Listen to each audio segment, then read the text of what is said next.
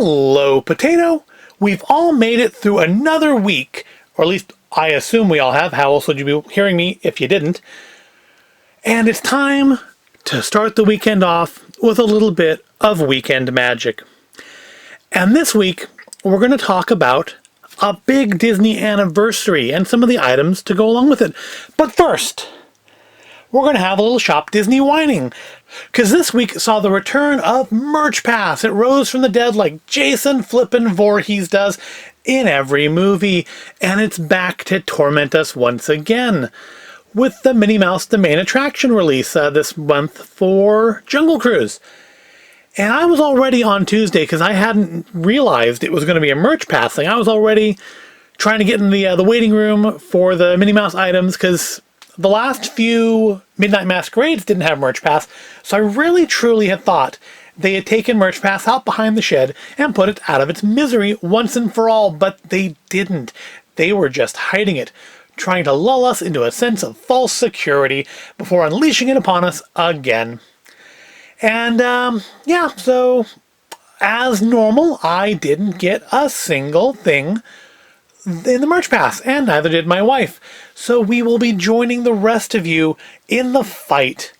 Next Wednesday, I believe it is when they're going to release it normally for all of us proles who didn't get it on the Merch Pass. So that's going to be fun, I suppose, in a way that isn't fun at all. But it is what it is. I really do look forward to the day where we can just go back to queuing up outside the Disney store for a few hours. But right now, I'm not going to be terribly surprised if I see the Disney store get shut down again. They haven't gone that far yet, but they are instituting curfews and stuff now because people just can't behave themselves. And yeah, they got to do something. You can't just not do anything. So yeah, more restrictions, more limitations, but you know, it's livable.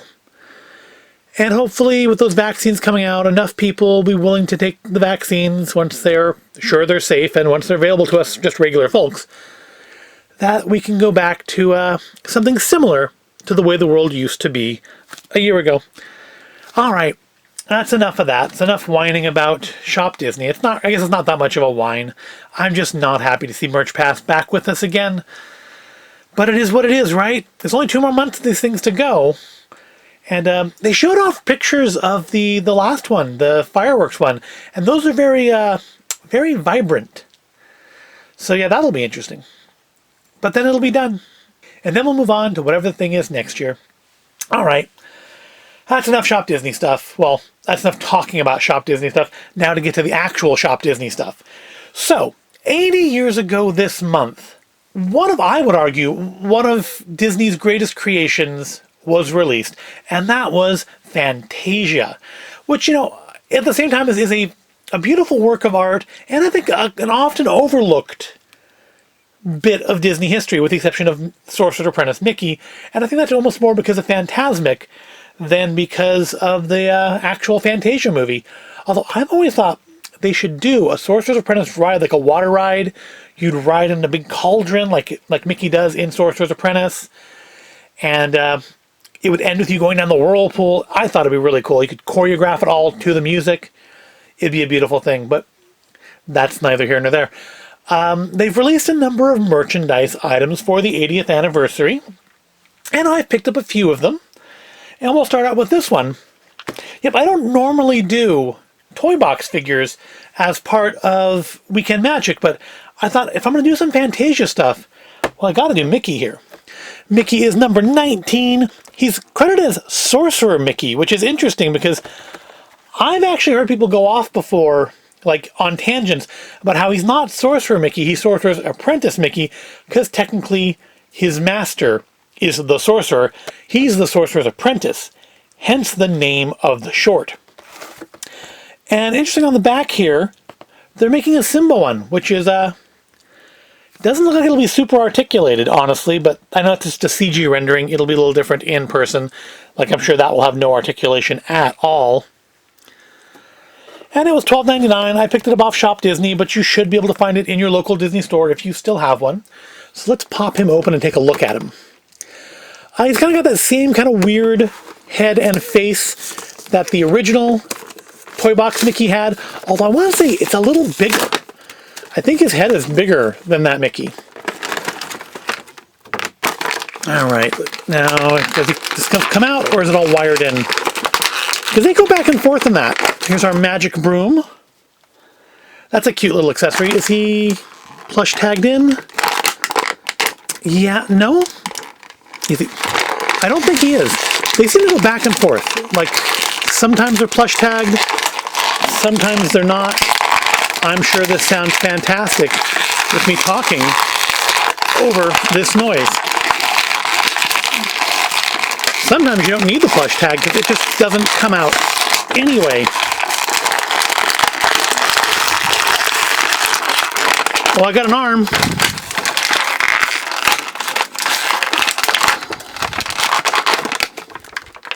Well, that was a thing. He's actually got quite a bit of articulation, I think. Let's see what we got. Can we make him stand up? Well, he certainly stands up well enough. Interesting, I don't think I've seen this on any of the toy box figures before. His clothing is actually quite rubbery and flexible. I want to say they're usually pretty inflexible. So he's got, looks like the wrist here should bend, but it doesn't really want to, so maybe I shouldn't push it too hard. But it looks like there's a joint there. But maybe that's as much give as it has.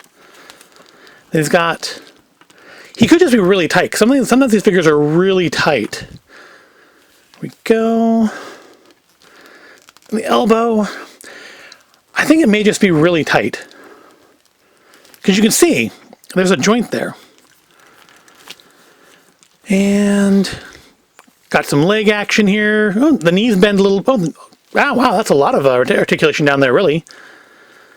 His leg bends, his knee bends, his foot bends. And he does balance pretty well. And I'm assuming he can hold the broom, right? Probably slide that up.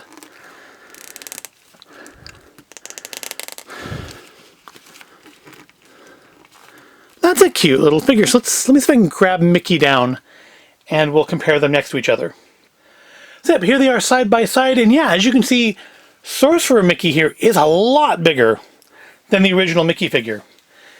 And I wonder if that's just going to be a new design decision for them going forward. Because that makes him, I think he may actually be taller than the Mandalorian figures we have here. Yep, he is a lot bigger. I'm going to say he's a little better detailed. They both kind of have a weird face, I think. But I think I like the detail on him better. I think he looks better than the original Mickey. And he's still got that kind of Disney Infinity... Yeah, Disney Infinity, that was the name of it. I always get that and Lego Dimensions confused for some reason. He's still got, like on the fingers especially, he's got that kind of Disney Infinity look to him. But it's a cute figure. I like the posability on him. I like to find a shelf space for him. Obviously, Mickey has to stay put because he goes up there with Minnie. But it's a nice figure. I think it's really well sculpted. Oh, wow, the hat comes off. I didn't expect that. I'm guessing the robe doesn't. I don't see how it would. But that's kind of cool that the hat comes off. Can we put that on? Put that on little Mickey? No, we absolutely cannot, because his ears... Oh, there we go. We can do it. Yay! Yay us. Alright, so yeah, we've looked at them. I do like this figure. I like that I don't need a stand for him, too. But let's look at some other Fantasia items I picked up. Let's take a look at those as well. Alright, so the rest of our Fantasia items are small, so we'll just kind of zoom straight in on them as we go. We'll start off with, of course, the big release was the key. I think it was $12.99. I think it's still available. I think, well, at least it was a couple days ago. It was still up there, but I think it's still available. It's a nice key. It's got a nice kind of shine going on to the blue there. You can see Sorcerer's Apprentice Mickey on it and the brooms. And it's got the castle. It says Fantasia. Doesn't actually seem to say 80 on it anywhere other than the box. And then we have the kind of star and moon on the D. And it's got kind of a glossier paint. But I think the star and the moon motif is very similar to the Disney key or the Disney animation key in the Studios 4-pack, the starter pack of keys. But it's nice. It's a nice little key. It was like $12.99. It was shipped in a box, which was nice, not in a bag. But it did suffer a little bit of damage on the way. Nothing too bad. Nothing as bad as those Yzma pins, to say the least. But it's nice. If you have a Disney store, they may still have them too, because again, they seem like it seems like they're making these keys in much greater quantities now, which is a good thing, because people are going to buy them. Why leave money on the table by not selling it to them? And just for fun, we also have the Disney Plus key. It's also 1 year anniversary of Disney Plus, a whole year, and they haven't given us any new Marvel content. But hey, we got 2 seasons of The Mandalorian, so that's not nothing, is it? And there's a lot of other new stuff on there as well, I suppose, but it's kind of Disney Channel level stuff. But I have been finally watching Clone Wars, because I did skip that around the first time. And so that's nice. The key itself got kind of a Tron vibe to it, doesn't it? With the blue outline. I'm kind of surprised for the teeth of the key, we don't have the castle. We have just kind of the plain block here, like the Star Wars key or the LucasArts key. I'm kind of surprised they didn't do the Disney castle. I guess that's part of the plus thing, right? Because it's Disney plus Pixar plus Marvel plus Star Wars plus National Geographic, which nobody cares about. Although I'll admit, we did watch that Gordon Ramsay show on there. Yeah, it's a cute key. It was free with purchase if you bought like 25 bucks worth of stuff. As where, of course, the Fantasia key was $12.99 on its own. And again, I think is still available. And of course, we can't have a Fantasia key without that Fantasia key pin, because that's the thing we do now. We have, the Pluto pin to go with the Pluto key. We have the store opening pin to go with the store opening key. And now we have a Fantasia pin to go with the Fantasia pin key. Fantasia pin key? Fantasia key. And again, it's a good little reproduction of it. It's not quite as glossy. Also, the back of the box in this is a little reflective, which is kind of cool. I do wish the key had not been a box. I wish it had been, polybagged, like our Disney Plus here. Because then, Mickey could have held it like a keyblade, like Mickey was holding his anniversary key. But it's a cute little pin. Again, I think it's still available. I don't remember. Is it $12.99? Same as the key. And I want to say again, a couple days ago they were still up there. They made them in pretty good amount.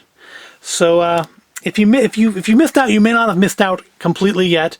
Go check out Shop Disney and see if they still have them. Or indeed, check your local Disney store to see if they have them. And our final item this week for Fantasia's 80th anniversary is this Fantasia pin. It's actually, I didn't realize when I ordered it, it's part of one of 4.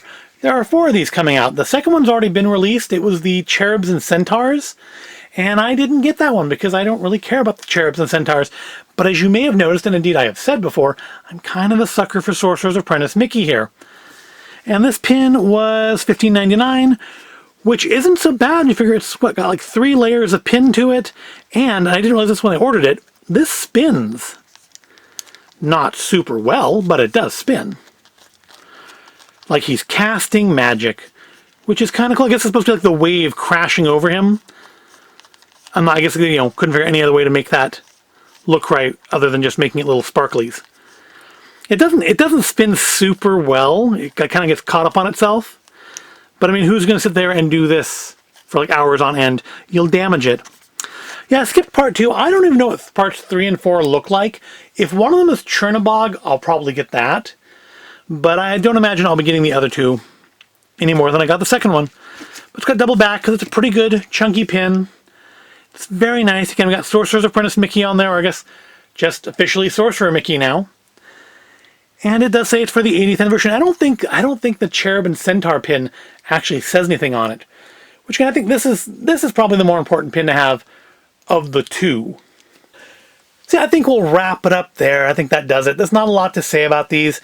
They're just a nice little assortment of Fantasia items. There's a bunch more Fantasia items out there, which I probably won't be getting.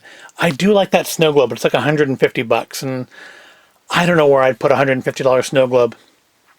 So this is probably where I will stop again.